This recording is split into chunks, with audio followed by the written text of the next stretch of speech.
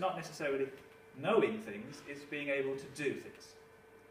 And you need to be able to assess that so that you can work out who's going to work in that place there, and who's going to go to university, and who's going to be the new leaders, and who's going to be the workforce, and so on. And that's an idea where the school is really a bit like a factory. And the students come in, and they go through the process, and then we turn out in 5 years people ready for work with pieces of paper saying they can do certain things. And this is the idea of competencies. And the problem with this idea of the curriculum is that because we focus on what people can do, we don't necessarily see the big picture. And so it's a little bit like a butterfly. It just lands on something. Well, that's quite interesting. And then it flies off and lands somewhere else. Well, that's just quite interesting. And this is quite interesting, but they don't really get the big picture. You never see the big idea of geography or history or mathematics. You know how to do certain things, you know how certain skills, but you don't really get that sense of the subject coming through. And then you've got the third concept of the curriculum, which is the idea that the curriculum is a process. That it's not pre-decided, that it's really a developmental process that students go through. And this involves teachers and students working to decide what to teach and how to teach it.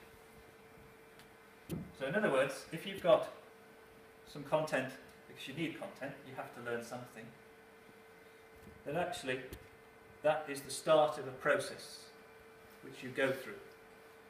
And where you end up might not be where you expected to end up.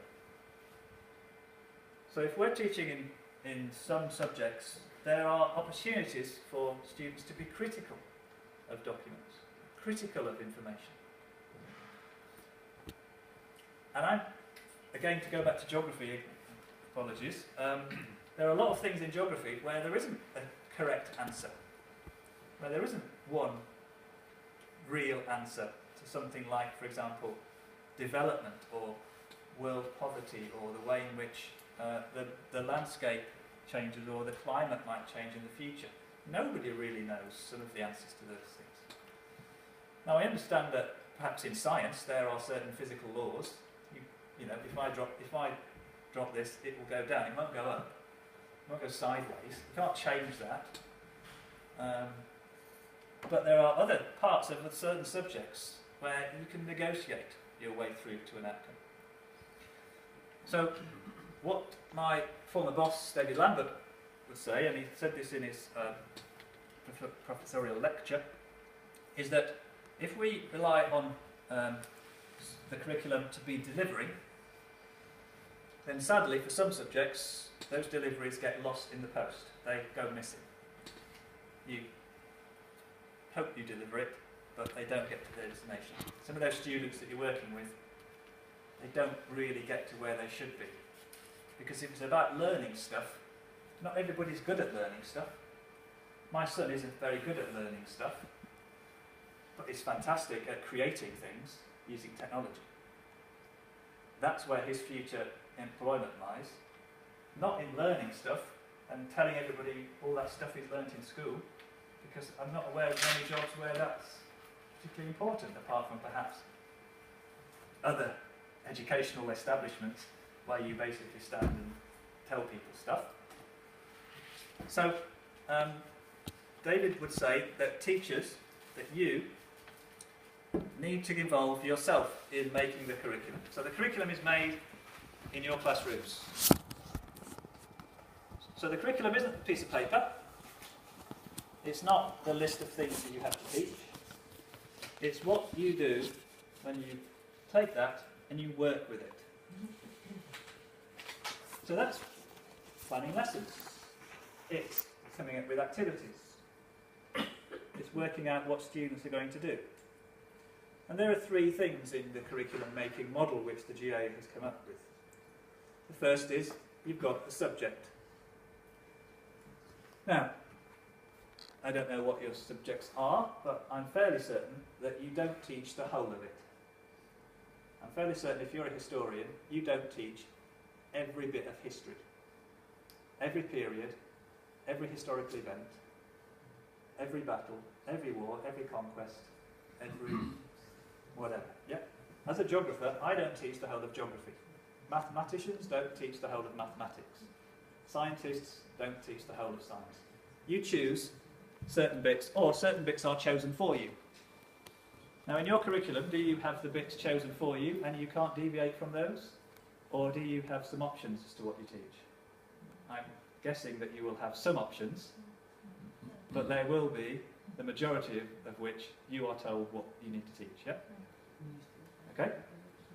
Now, from my perspective then, if there are things that you have to teach, then I would suggest that there might be some of those things where, in teaching them, you probably mention things which are outside of the curriculum. In fact, it's impossible to teach what's in the curriculum without drawing on things which are outside of the curriculum. You get the idea? Yeah? So, for example, if we take the idea of Michael Young, who's an educator in the UK. Michael Young's idea is something called powerful knowledge. He says children go to school for knowledge which they can't get anywhere else. Because if they could get that knowledge somewhere else, then what's the point of school? You go to school to learn special things, don't you? You can only learn in a classroom with a teacher leading you through that. That's powerful knowledge. That's the powerful knowledge you learn. And what he extends that argument by saying that the people who have power and influence send their children to certain schools because they know that they're in those schools, they get that powerful knowledge, which then allows them to continue to be the people in power. That's his political angle on it. But what he's basically saying is, you go to school to learn certain stuff which you can't get anywhere else. Because if you could get it from Google, well, just go to Google and stay at home. You need to be in school, don't you? You need to be in school to learn certain things. You can't learn it anywhere else. The second element of the curriculum making is your choices then. Your choices of what to teach and how to teach it. Now, from what you're saying from your nodding earlier, you don't have a lot of choice. You have limited choice as to what to teach. Would that be correct? Do you have limited choice as to how you teach? How and what? Yeah. We can Kind of. not limit to how we teach, but what we teach. Okay. Not how we should teach, but what we should teach. What we are supposed to teach. And We you can do it the way we think it's best. so that side of it then, we start moving away from the curriculum and into the pedagogy of the classroom.